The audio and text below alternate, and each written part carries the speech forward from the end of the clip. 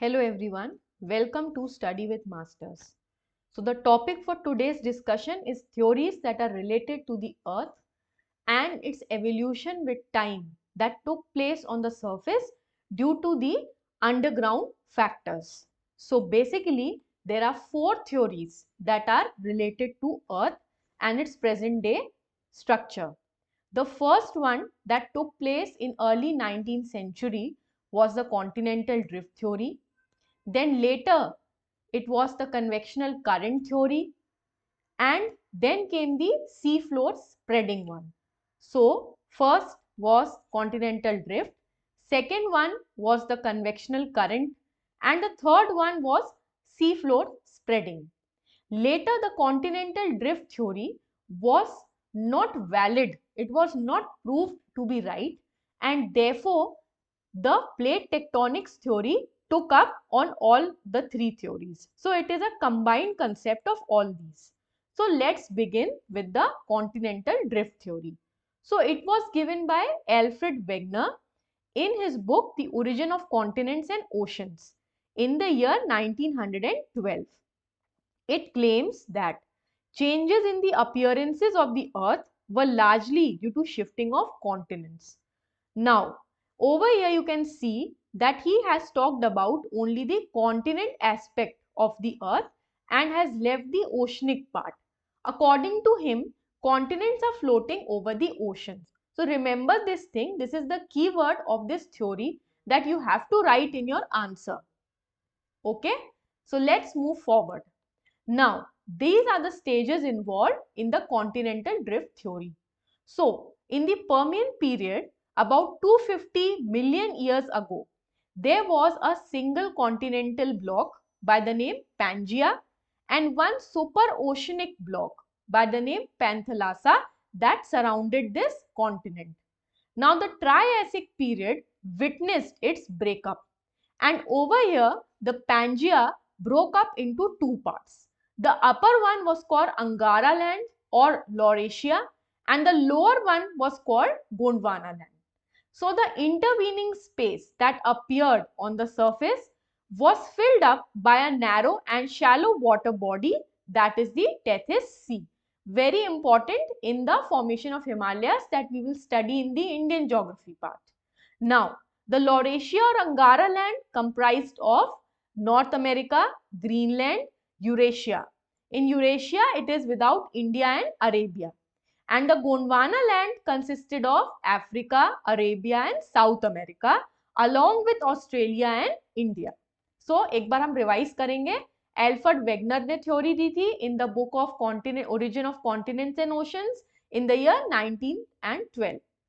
Changes in appearance of the earth क्यों हो रहे हैं? क्योंकि शिफ्टिंग हो रही है कॉन्टिनेंट्स की. तो कॉन्टिनेंट्स किस पे फ्लोट कर रहे हैं? ओशन पे. ये इसका बेसिक आइडिया था वेगनर का. नाउ पर्मियन पीरियड में क्या होगा? एक intact super continent surrounded by super ocean होगा. ट्रायसिक पीरियड में उसका ब्रेकअप स्टार्ट होगा और वो लॉरेशिया और गोंडवाना लैंड जैसे दो ब्लॉक्स बनाएगा, जिसके बीच में जो ये स्पेस है उसको फिल करेगी टेथिस सी. यहाँ पे हमने देखा कि नॉर्थ लॉरेशिया और अंगारा लैंड के क्या क्या पार्ट्स होंगे और गोंडवाना लैंड के क्या पार्ट्स होंगे. Moving further, all continents got separated except Europe and Asia in the Jurassic period. So Europe और एशिया को छोड़ के सब कॉन्टिनेंट्स अलग अलग जर्नी अपनी स्टार्ट करते हैं. क्रिटेशियस पीरियड में इंडिया इक्वेटर के पास पहुंच जाएगा. तो ये हमारी अर्थ हो गई और ये हो गया हमारा इक्वेटर. अब इंडिया किसका पार्ट था? गोंडवाना लैंड का पार्ट था. तो इंडिया का ब्रेकअप होगा और वो अपनी अपराइट जर्नी स्टार्ट करेगा नॉर्थवर्ड्स एंड वो यहाँ ऊपर यूरेशियन प्लेट पे जाके हिट करेगा. ठीक. नाउ सेनोजोइक पीरियड में हमारे इंडिया में जो डेक्कन ट्रैप्स देखने को मिलते हैं, जो मेजर पोर्शन कवर करते हैं इंडिया के लैंड साइड का, उसमें सेनोजोइक पीरियड एरा में डेक्कन ट्रैप्स का फॉर्मेशन होता है. Now the tertiary period is very important for us in order to understand the formation of Himalayas.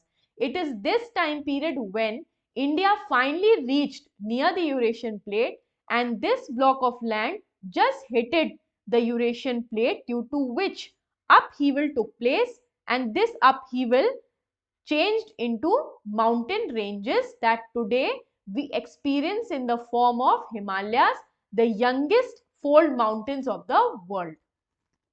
Now, what are the forces responsible for drifting of continents? So, ये सब assumption लिए गए थे Wegener के द्वारा. Wegener ने इन चीजों को अज्यूम किया था. जैसे आप फिजिक्स में पढ़ते हैं, जब भी आप कोई प्रैक्टिकल करते हैं तो उसमें आप कुछ assumptions को कंसिडर करते हैं और उसके बेसिस में अपनी थ्योरी को प्रूफ करते हैं. So over here he said that there are three forces: polar fleeing, buoyancy and tidal forces that acts on the continental part, due to which motion of this part takes place. Okay, so related to rotation of earth is polar fleeing force. Polar fleeing का मतलब है moving away from the poles. When any body moves away from the poles, and this happens due to what? Because earth is rotating on its axis, so therefore the forces applied will be centripetal. Outside forces it throws away from it, and so this leads to the movement of continents away from the poles. Second one is buoyancy, which is a very basic concept of physics.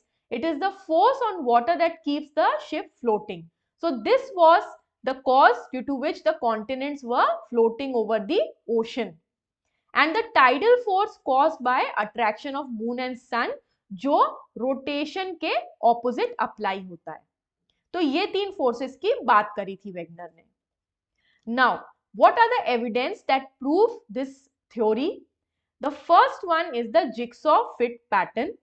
That is, जो हमारे different continents हैं, different parts of the world में, वो कभी ना कभी connected थे. वो हमें कैसे पता चलता है? सबसे बड़ा एविडेंस है इसमें साउथ अमेरिका और अफ्रीका का. अगर आप इन दोनों को ज्वाइन करेंगे तो आपको लगेगा कि ये एक सिंगल ब्लॉक ऑफ लैंड कभी ना कभी रहा होगा. ठीक. देन सेम एज रॉक्स हमको देखने को मिलती हैं different parts of the world में. Same type of glacial deposits देखने को मिलते हैं.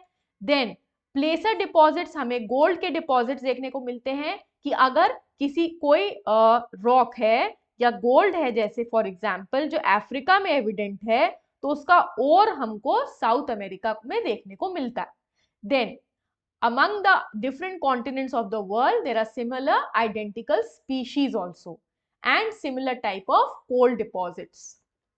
Over here you can see jigsaw fit pattern prove हो रहा है. यहाँ पे अगर इनको join करेंगे तो एक single large body Pangea बन जाएगा. उसके बाद यहाँ पे हम देखेंगे साउथ अमेरिका अफ्रीका में जो हमें स्पीशीज मिलती हैं वो बहुत कोरिलेटेड है. यहाँ पे डिफरेंट स्पीशीज के बारे में बताया गया है. तो ये सब कुछ एविडेंस थे जो प्रूफ करते थे वेगनर की थ्योरी को. और यहीं से डेवलप हुआ प्लेट टेक्टोनिक थ्योरी. और प्लेट टेक्टोनिक थ्योरी का मतलब ये था कि उसने ये आइडिया डेवलप किया क्योंकि 1912 was a very earlier part of the time. Later, when we discovered the interior of the earth, we discovered that there is a layer which is molten, semi-molten in state. And due to this nature of this layer, इसके ऊपर क्या हो रहा है? Continent और oceans float कर रहे हैं. सो प्लेट टेक्टोनिक थ्योरी जो लेटर आई वो कहीं ना कहीं डेवलप हुई वेगनर की कॉन्टिनेंटल ड्रिफ्ट थ्योरी के ऊपर. ठीक है, तो वहां से हमारा एक नेक्स्ट कंसेप्ट निकल के आएगा जो है टेक्टोनिक प्लेट्स.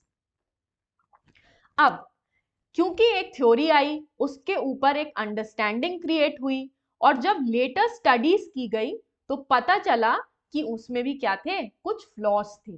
ठीक है, तो पहले it failed to explain why the drift began only in Mesozoic era. So how can you say that it was the Mesozoic era that led to this drifting and not before that? तो ये हमें वो explain नहीं कर पाए. Theory does not take the oceans into consideration. According to Wegener, the position of ocean was static and it was only the continental part that was moving.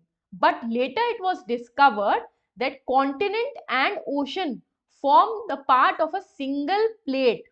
In your plate tectonic theory, you will see that the continent and ocean are part of a single plate. Thirdly, Proof heavily depends upon assumption and very general in nature. Now, some of the assumptions have been made. अब similar species हर जगह valid नहीं हो सकती, similar rock type तो कहीं पे भी पाया जा सकता है, तो ये सब क्या था, बहुत ही जनरल था, नो स्पेसिफिसिटी वाज देयर.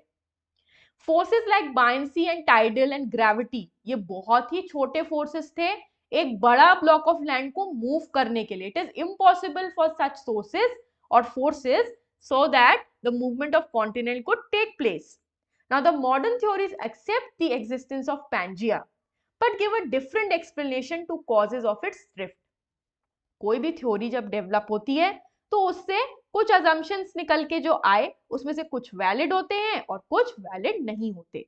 तो इसमें से वैलिड क्या था कि yes there was a single supercontinent Pangea, but जो उसकी लेटर स्टेजेस थी, जो उसकी ड्रिफ्टिंग पैटर्न था या मूवमेंट था, वो सेम नहीं था. तो ये थी हमारी पहली थ्योरी, कॉन्टिनेंटल ड्रिफ्ट थ्योरी. इसी पे दूसरी थ्योरीज डेवलप होंगी. Now the next one was convectional current theory. It was propounded by Arthur Holmes and it was based on possibility of forces drifting the continent. Now वहां पे हमने देखा कि सबसे बेसिक आइडिया जो सबने नेगेट किया वेगनर का, वो क्या था कि कॉन्टिनेंट ओशन के ऊपर फ्लोट कर रहा है. तो यहाँ पे इसने उसी बात को एक्सप्लेन किया डिफरेंटली कि there is a possibility about the forces due to which the drifting is taking place, and they told us that there are permanent convection current that is operating in our magma. अगर आपको अपना last lecture याद हो तो उसमें मैंने आपको समझाया था कि मैग्मा मोल्टन मटेरियल से बना हुआ है, जिसमें इस मटेरियल में डिफरेंट लेयर्स डेवलप्ड हुई हैं विद डिफरेंट टेम्परेचर. और यही टेम्परेचर या थर्मल डिफरेंस के कारण क्या होता है, यहाँ पे साइकिल एक जनरेट होती है जो क्या कहलाती है, convectional current. It is generated due to radioactive elements जो अर्थ के इंटीरियर में प्रेजेंट है और इसकी खुद की हीट जो ये फॉर्म हुआ था प्रीमोडियल हीट से, उसके कारण यहाँ पे कन्वेक्शनल सेल्स डेवलप हुए.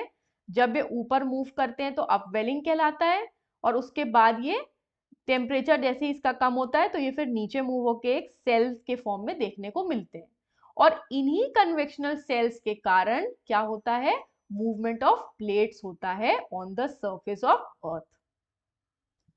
M I clear? So wherever rising limbs of these currents meet, so over here जब ये दो एक सेल हुआ उसके बाद दूसरे सेल में यहां से मूवमेंट शुरू हुआ और ये दूसरा सेल का साइकिल खत्म हुआ. सो whenever two uprising limbs meet at that place what is formed, oceanic ridge is formed. ठीक है, जहां पे दो अपवर्ड लिम्स कंबाइन हो रही हैं या मीट कर रही हैं on the sleeve floor due to divergence of the lithospheric plate. So ultimately देखो यहाँ क्या देखने को मिल रहा है, ये एक सेल ऊपर गया तो ये एरो ये किस तरफ बढ़ रहा है, लेफ्ट हैंड साइड में, और ये जब सेल या साइकिल कंप्लीट हुआ तो ये किधर बढ़ रहा है, राइट हैंड साइड में. मतलब इन दोनों के बीच में क्या हो रहा है, डाइवर्जेंस. और जब भी डाइवर्जेंस होगा तो ये नीचे का molten magma on the surface आएगा और क्या फॉर्म कर देगा, एक रिज फॉर्म कर देगा. तो यहाँ पे डाइवर्जेंस के कारण, अपवेलिंग के कारण क्या फॉर्म हो रही है, रिज. सो यहाँ पे डाइवर्जेंस हो रही है and wherever the falling limbs meet, वहां पे क्या होगा, यहाँ पे लिम्स फॉल कर रही है, मतलब इनका मूवमेंट कैसा है, डाउनवर्ड है. तो जब दो लिम्स का मूवमेंट डाउनवर्ड होगा मतलब एक पॉइंट पे क्या हो रहा है, कन्वर्जेंस हो रहा है, वहां पे आपको एक डीप वैली देखने को मिलेगी जिसे हम बोलेंगे trench. For example Mariana trench in the Indian ocean. ठीक है, सो ट्रेंच में क्या हो रहा है, कन्वर्जेंस हो रहा है टेक्टोनिक प्लेट्स का और यहाँ पे हमें क्या देखने को मिल रहा है, डाइवर्जेंस. सो पहला कंसेप्ट, जहां पे भी दो राइजिंग लिम्स, इसको हम ऐसे समझते हैं साइकिल 1 एंड साइकिल 2. तो यहाँ पे इन दोनों का क्या हो रहा है, डाइवर्जेंस, मतलब ये इधर जा रहा है इधर जा रहा है, डाइवर्ट हो रहे हैं दोनों. तो यहाँ पे हमें क्या मिलेंगी, रिजेस. ओशनिक रिजेस, एंड जहां पे दोनों का कन्वर्जेंस हो रहा है, ये हो गई हमारी साइकिल 1, तो ये एक ही तरफ जा रही है, ठीक है।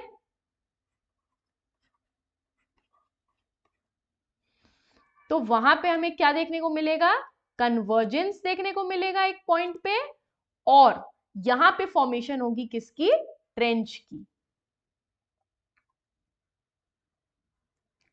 ठीक है।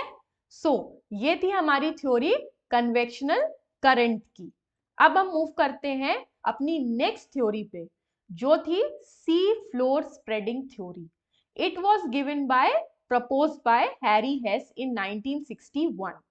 So post-Wegener studies revealed that ocean floors are also spreading apart, which was evidenced by mapping of ocean floor. तो देखने को क्या मिला, जब मैपिंग की गई ओशन फ्लोर की थी उसमें भी डिस्टेंस इंक्रीज होता हुआ दिखा, जिसने हमें ये बताया कि the ocean floor is also spreading, it is not only the continents. So it states that mid-oceanic ridges are areas of continuously forming new crust. यहाँ देखो हमने क्या बोला था, दो कन्वेक्शनल करंट है, दो कन्वेक्शनल करंट के अपर लिम्स जहां मीट कर रहे हैं, सॉरी जहां डाइवर्ज कर रहे हैं, वहां पे हमें क्या मिल रही है, रिज मिल रही है। तो दो सेल थे, उससे मूवमेंट हुआ और ऊपर मटेरियल आया जिससे रिज बनी, अपहीवल देखने को मिला। और यहाँ पे हमने क्या देखा, डाउनवर्ड मोशन हुआ, मतलब दोनों में क्या हुआ, कन्वर्जेंस हुआ, और हमें एक डीप वैली देखने को मिली। तो कन्वेक्शनल करंट थ्योरी भी उसी प्रेमाइसिस पे बेस्ड है। और सी फ्लोर स्प्रेडिंग भी क्या बोल रही है कि मिड ओशनिक रीजन क्या होते हैं, जहां पे कंटिन्यूसली फॉर्मिंग हो रही है न्यू क्रस्ट की, क्योंकि सरफेस क्या आ रहा है, ऊपर नया सरफेस बन रहा है। It rises along the fractures and solidifies to form new rocks and pushes older ones towards the margin. Older one को क्या करेगा, वो पुश करेगा टुवर्ड्स द मार्जिन। तो ये थी हमारी sea floor spreading theory given by Harry हेस, जिसने क्या बोला कि ओशन फ्लोर भी क्या हो रहे हैं, स्प्रेड हो रहे हैं, ठीक। अब आती है हमारी मोस्ट इंपॉर्टेंट थ्योरी, जिसके बेसिस में आज हम स्टडी करते हैं different movements of the plate boundaries on earth, that is the plate tectonic theory. In many books it is written as or known as global plate tectonics. So it was the term which was coined by J.T. Watson, and contribution was done by Morgan, Mackenzie, Parker and Holmes. Now large scale motions of the earth's lithosphere is due to the tectonic plates. Now अर्थ के surface पे हमने जब interior study किया था तो mechanical composition में हमने देखा था क्या, lithosphere, and lithosphere comprised of the crust and the upper mantle. बोले तो crust and upper mantle comprises of what, the plates, and these plates were floating on what, the layer beneath lithosphere, that is the asthenosphere, which was semi molten in stage. So what is a tectonic plate? It is a massive irregular shaped slab of solid rock which consisted of both the continental and oceanic lithosphere. ठीक है, तो tectonic plate क्या होती है, एक large block होता है irregular shape का, जिसमें कॉन्टिनेंट और ओशन दोनों प्लेट्स होती हैं, और ये कंबाइन होके कहां पे हमें मिलता है, लिथोस्फियर पे, और इस लिथोस्फियर में नंबर ऑफ प्लेट्स प्रेजेंट होती हैं. So Earth's lithosphere is divided into 7 major plates and 20 minor plates. अगर थिकनेस देखें तो 5 से 100 किलोमीटर ओशनिक पार्ट की है और अराउंड 200 किलोमीटर कॉन्टिनेंटल पार्ट की है. Largest oceanic plate is Pacific plate and largest continental plate is Eurasian plate. यहां पे देखिए, वैसे हमारा नेक्स्ट टॉपिक जो है वो प्लेट मूवमेंट्स है, बस आप यहाँ पे एक बार इसको समझ लीजिए, इसका पूरा कंसेप्ट हम नेक्स्ट वीडियो में देखेंगे. सो यहाँ नीचे की लेयर्स में आपको देखने को मिलेगा हॉट स्पॉट्स. हॉट स्पॉट्स क्या होते हैं, areas where the molten magma releases through a vent to the surface. So hot spots are present where in the asthenosphere we can see there are hot spots, जहां पे क्या है, sales अभी active है, जिस कारण से वो सरफेस तक लावा को पहुंचा पा रहे हैं. This is the lithospheric part, and the lithosphere consists of what, the continental crust, along with this is the oceanic crust. ठीक है, फिर जहाँ पे सबडक्शन होगा मतलब ओशनिक क्रस्ट कॉन्टिनेंटल क्रस्ट के नीचे आएगी या वाइस वर्सा, वहां पे हम डिफरेंट प्लेट मूवमेंट्स को देखेंगे। ठीक है, तो अभी के लिए आप ये समझ लीजिए प्लेट टेक्टोनिक में क्या बोला गया कि लार्ज स्केल मोशन हो रहा है अर्थ के लिटोस्फियर का due to the tectonic plates that are present, and tectonic plates is nothing but continent and oceanic plate combined, a massive irregular shaped slab है। 7 major and 20 minor plates are there. So the forces behind plate tectonic क्या है? Again magnetic convectional current, जो हमने convectional current theory में भी पढ़ा। The slow movement of hot soft in mantle called convection flow is the driving force. So हमने convection flow देखा था, टेम्परेचर डिफरेंस के कारण क्या होता है, जो हमारी मेंटल की लेयर होती है उसमें टेम्परेचर चेंज होता रहता है, उस कारण से क्या होता है, हमें कन्वेक्शनल सेल देखने को मिलता है, और इसी कन्वेक्शनल सेल के कारण क्या हो रहा है, मूवमेंट्स हो रहा है हमारी प्लेट्स का। द हीट विद इन दी अर्थ कहाँ से आती है, एक तो रेडियो एक्टिव डीके जो होता है सरफेस के अंदर, और जो रेसिडुअल हीट है या प्रीमॉर्डियल हीट है, उस कारण से क्या हो रहा है, कन्वेक्शनल सेल बन रहा है, और कन्वेक्शनल सेल के कारण क्या हो रहा है, हमारे प्लेट्स का मूवमेंट्स हो रहा है। ठीक है, तो आज हमारी थ्योरीज जो हमने पढ़ी वो थी कॉन्टिनेंटल ड्रिफ्ट, जिसमें वेगनर ने बताया कि कॉन्टिनेंट ओशन के ऊपर मूव कर रहा है। फिर हमने पढ़ी हमारी कन्वेक्शनल करंट थ्योरी, जिसमें हमने समझा कि हमारा मोल्टन मैग्मा ही हमारा बेसिस है जिसके कारण से मूवमेंट हो रहा है प्लेट्स का ऑन द सरफेस। फिर हमने देखा कि सी फ्लोर में भी क्या हो रही है, स्प्रेडिंग हो रही है, और ये सी फ्लोर में स्प्रेडिंग क्यों हो रही है, क्यों एविडेंट है, क्योंकि जो अपवर्ड लिम्स हो रही है कन्वेक्शनल करंट की, वहां पे फॉर्म हो रही है रिज, और जो डाउनवर्ड लिम्स हो रही है वो बना रही है ट्रेंच, मतलब बेसिकली हमारा ओशन भी क्या हो रहा है, एक्सपैंड हो रहा है। And lastly but most importantly, global plate tectonic theory said that the continental drift theory along with the convectional current in sea floor spreading, इन सबको मिला के कंसेप्ट आया प्लेट टेक्टोनिक्स का, जिसने हमें बताया कि there are 7 major plates in the world and 20 to 21 minor plates that are part of the lithosphere and that are floating on the molten part asthenosphere.